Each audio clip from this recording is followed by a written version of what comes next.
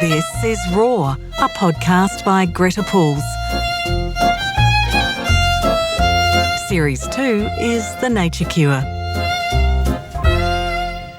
The sun is shining. The sun is shining. That is the magic. The flowers are growing. The roots are stirring. That is the magic. Being alive is the magic. Being strong is the magic. The magic is in me. It's in every one of us. Hi, I'm Greta Puls. You just heard a quote from the book The Secret Garden, published in 1911 and written by Frances Hodgson Burnett.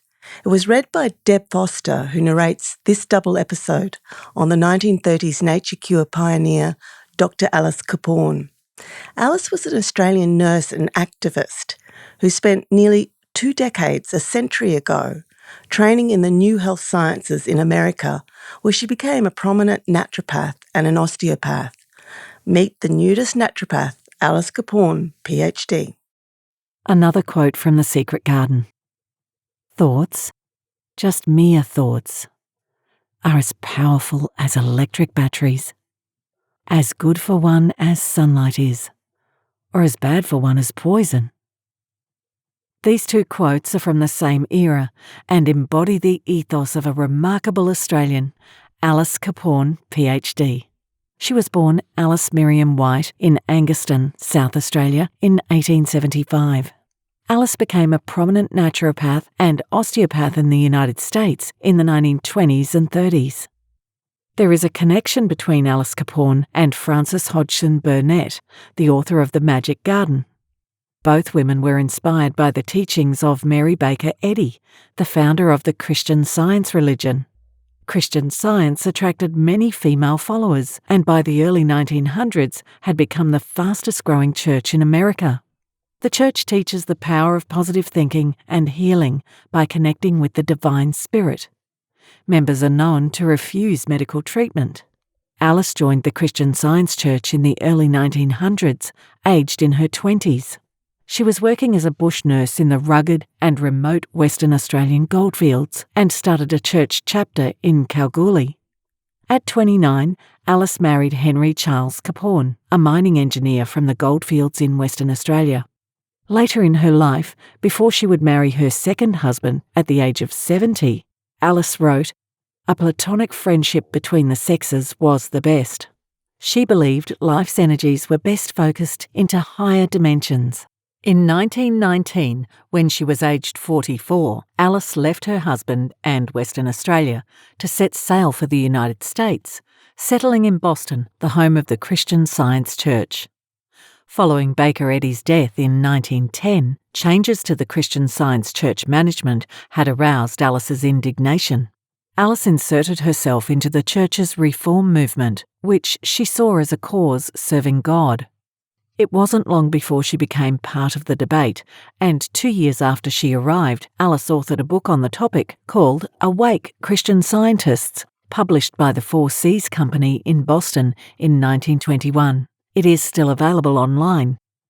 In the book, Alice wrote, "Does it not appear inconsistent that our church, founded by Mrs. Eddy, a woman, and governed by laws which she established, should have practically no representation by women?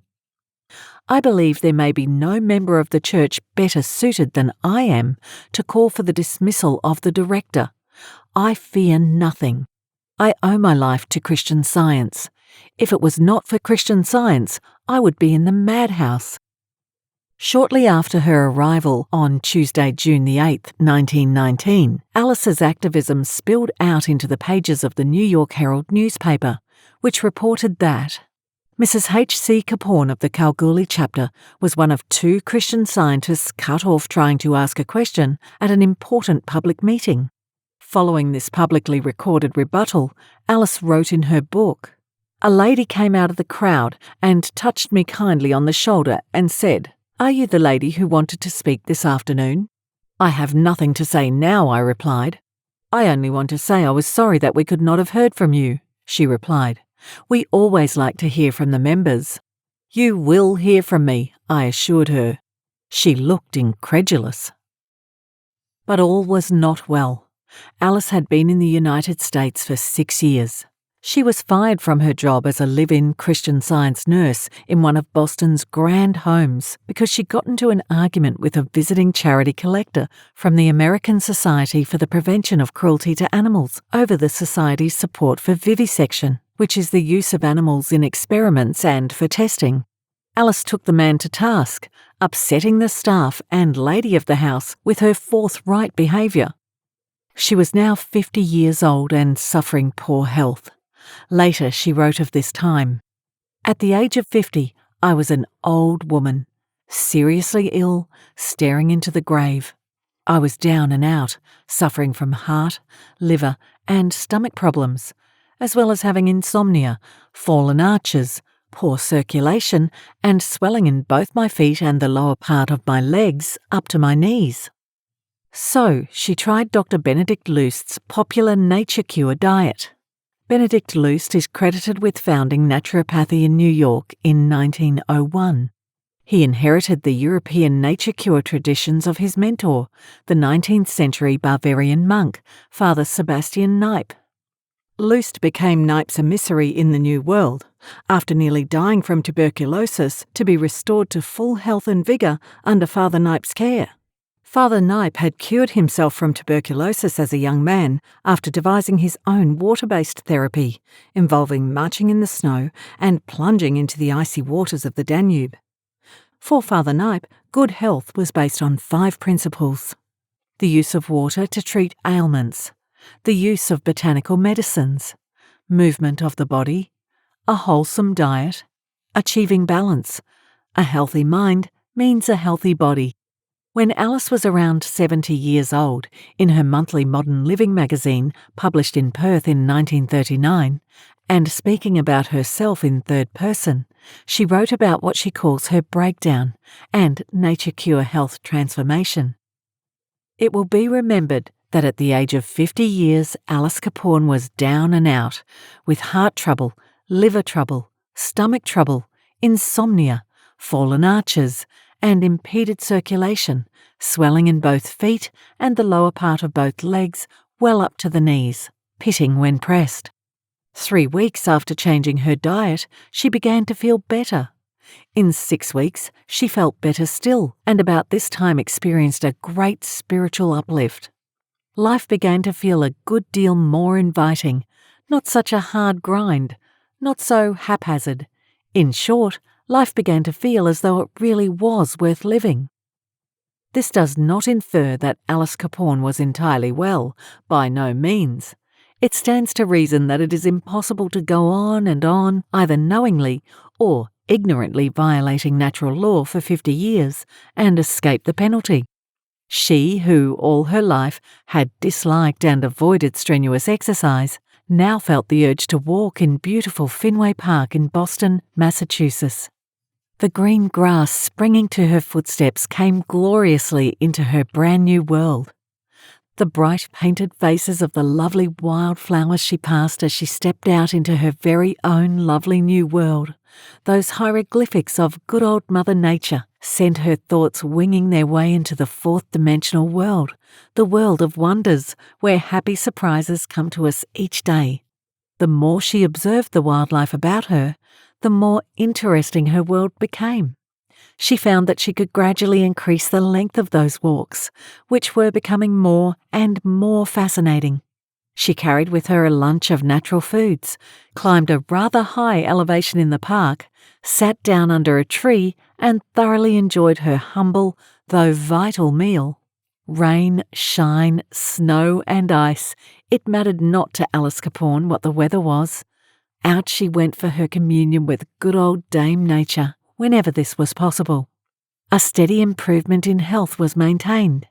She, who for many years suffered from insomnia, was now able to sleep normally, excepting that she could not lie on the left side. Yes, it took all of 3 years before she could lie comfortably on the left side without hearing her heart palpitating in her ears like a drum. It took longer than 3 years for Alice Caporn to gain sufficient flesh to cover her scraggy bones. It took over 3 years to recover all the gloss and youthfulness of her hair.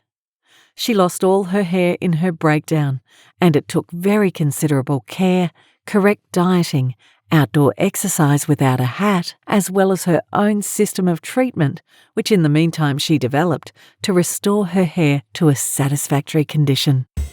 From this time onwards, Alice became a passionate disciple and teacher of the nature cure. She said she had seen the nature cure principles work in people where Christian Science had failed. For Alice, the nature cure diet and practices fixed the body, so the body could become a true servant to the mind. She wrote, "The body is the instrument of the mind. A sick body is not an efficient instrument for the higher thought processes." Alice believed life was about fine-tuning the brain for a deeper connection into what she called the fourth dimension. In 1939, she wrote, "All human thoughts are signals that create energy that guides us towards our goals. Man charges himself daily, nay hourly, with either destructive or constructive elements according to his living and eating and thinking habits. Anger, resentment, and melancholia send destructive vibrations through the physical organism." Alice remained in America for 17 years and claimed to have taken out American citizenship. She studied for 4 degrees, including a PhD from Columbia University, although it has been disputed that she received a qualification from Columbia, a Doctor of Naturopathy from the United School of Naturopathy in New Jersey, and an osteopathic doctor qualification from the Clements Institute.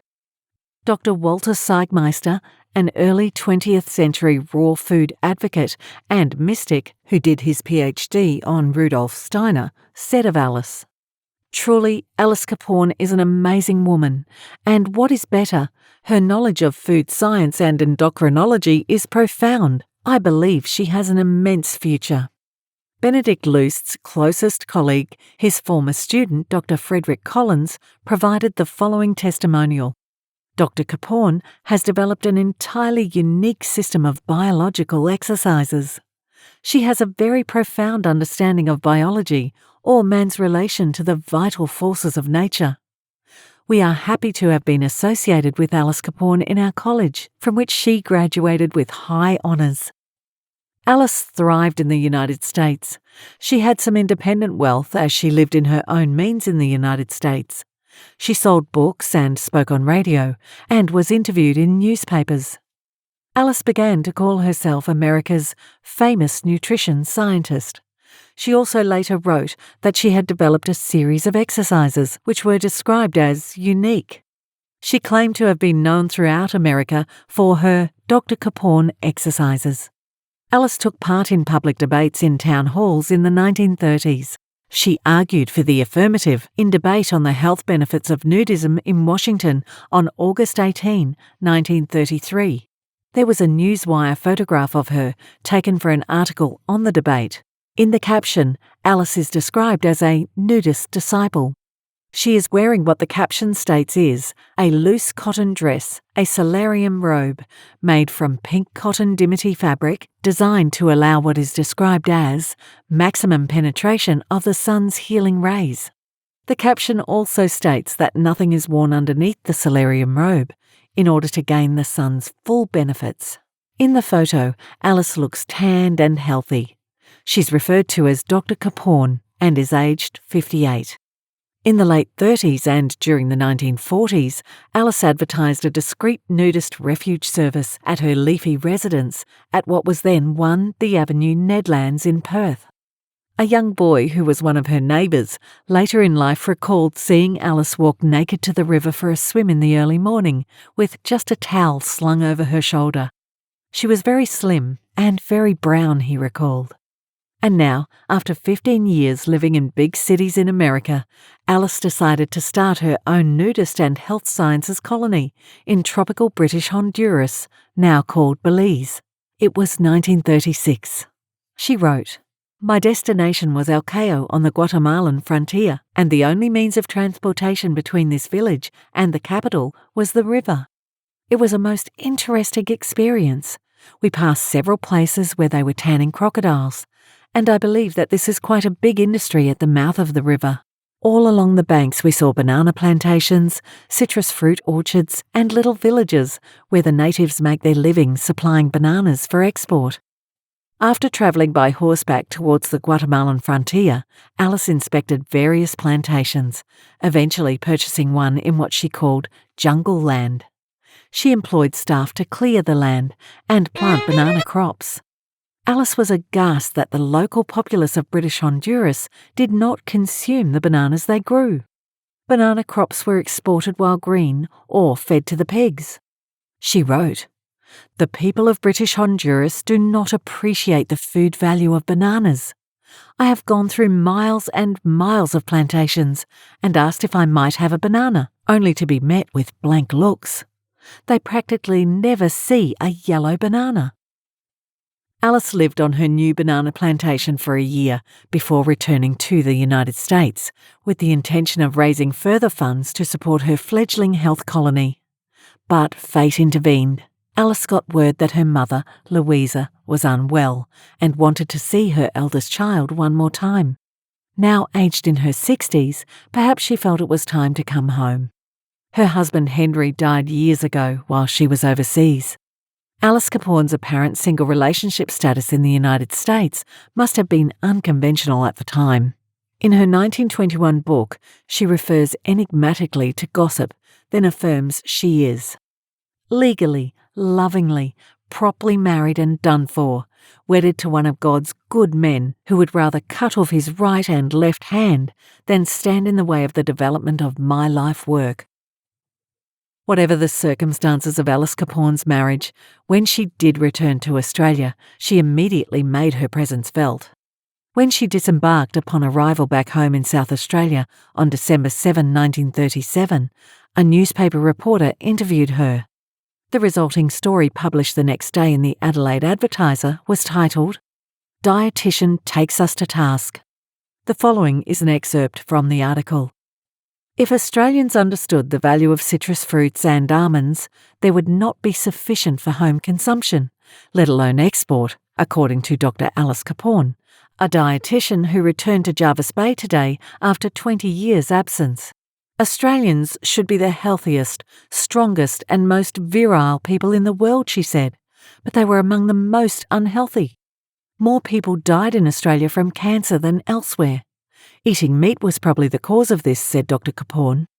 Australia was one of the biggest meat-eating nations, and in her opinion, meat was a dangerous food for man.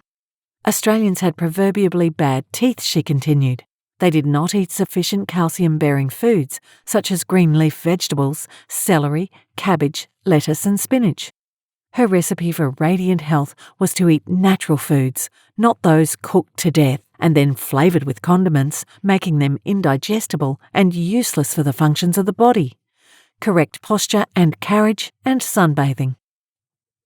Alice reunited with her mother Louisa and immediately put Louisa on a vegetable juice, no meat diet. Soon Louisa was well enough to make the long train journey to Perth on Australia's west coast. The day after their arrival in Perth, Alice strode into the offices of Perth's Daily News, where her presence impressed the writer of an article which appeared on the 11th of March 1938. It is titled, "Mrs. Caporn Saves Her Mother and Tap Dances." Mrs. Edward White, an 86-year-old pioneer, ill and aged, wanted to see her daughter before she died. Daughter, Dr. Alice Caporn, PhD, aged 63, came home from America and saw in her mother's home at Clare, South Australia, a bent, sick little old woman who just managed to shuffle to meet her. Mother saw bronzed, smooth, bare legs and arms which hurried forward, caught her, and comforted her. She kissed her daughter's round, rosy, unwrinkled cheeks, the cheeks of a woman who tap dances as a hobby. Daughter Alice had been 12 years in the land of the free, applying studies of nutritional chemistry, heliotherapy and physical training to keep women young. Immediately she tried them out on Mother. Mrs. White's physician described her as wonderful mentally, but with very little left to build on physically. She also had a serious affection of the aorta, which might any time result in a stroke of partial or complete paralysis. Mrs. White's chief pleasure was studying international affairs, Her chief trouble was she couldn't eat. Malnutrition, said her daughter. She's starving. Mrs. Caporn fed her mother vegetable juices of celery, spinach and carrot, as well as orange and lemon juice. She gave her 2 fresh salads a day with lemon juice instead of vinegar. She gave her fresh fish occasionally and cut meat down to a minimum. After 3 weeks, she moved her to the seaside. Yesterday they came by over land train to Perth, having enjoyed the journey.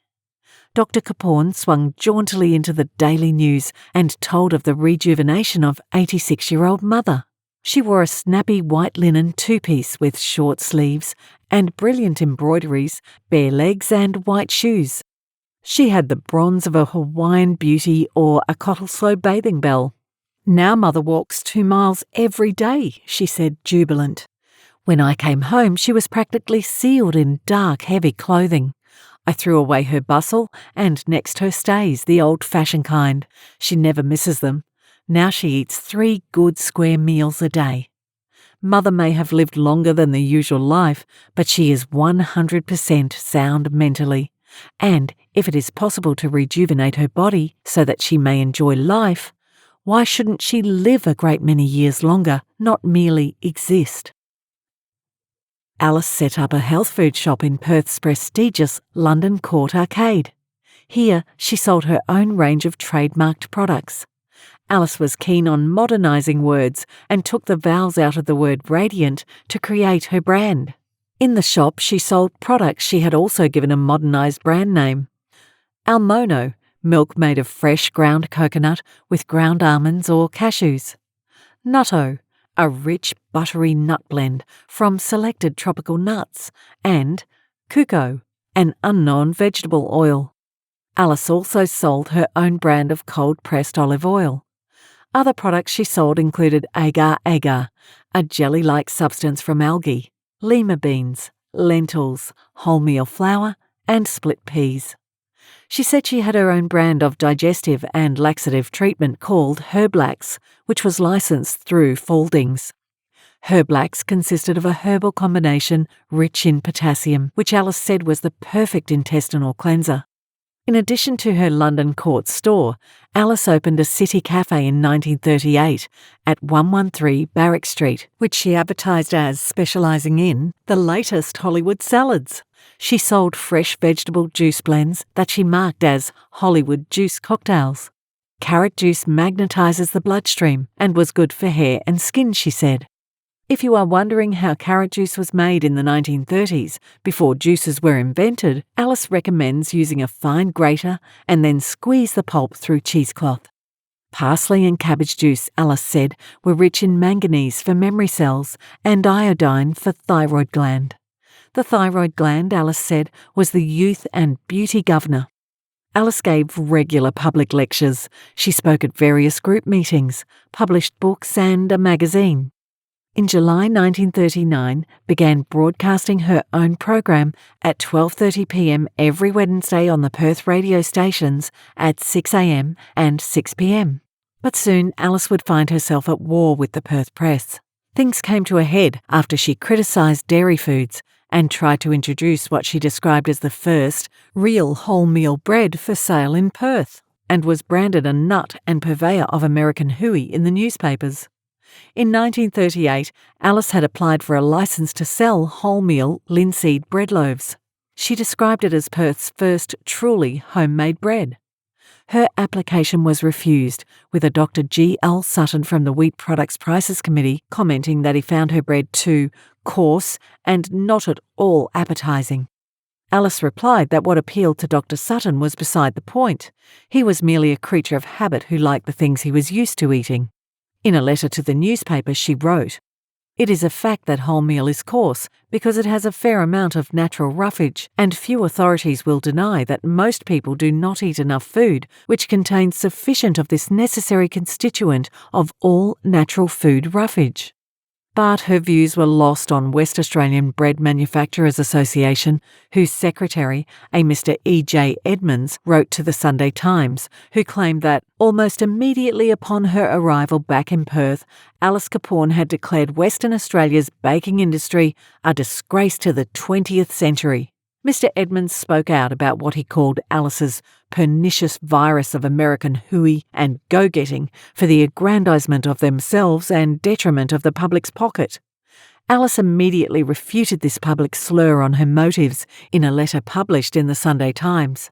It stands to reason when a woman who all her life has, as I have been, interested in philanthropy, education and humanitarianism reaches the age of 64, it is not possible for her to suddenly change nature and become a money-crazy crook. Alice said her only crime was to sell the first wholemeal bread in Perth, and for this she should have been encouraged and not hounded out of business. On October 1, 1939, the Sunday Times reported, the efforts of local food faddist Dr. Alice Caporn to place a new fancy bread upon the market in Perth had failed. Hostilities would increase even further when Alice later gave a series of public lectures on the topic of dairy milk being detrimental to human health. Alice lived in an era when nature cure therapies became marginalised in favour of technology-driven medicine. Natural therapists were being arrested in America in the early decades of the 20th century. Naturopathy's eminent founder, Benedict Lust, was said to have been arrested 14 times, mostly for the charge of practising medicine without a licence. Shutting down critics and off-narrative discussion is nothing new. But Alice, who was nearly 70 at the time, was not going quietly. She organised a public town hall meeting to protest the bread board's decision. Hear her speech to that meeting in the second part of this double episode. Deb Foster narrates part 1 and 2 of this episode on Alice Caporn. You'll find more about Alice Caporn at gretapuls.com and in the show notes for this episode. Raw is a podcast by Greta Puls. Subscribe to Raw, the Nature Cure, where you get your podcasts. Or visit the website, all one word, rawthepodcast.com.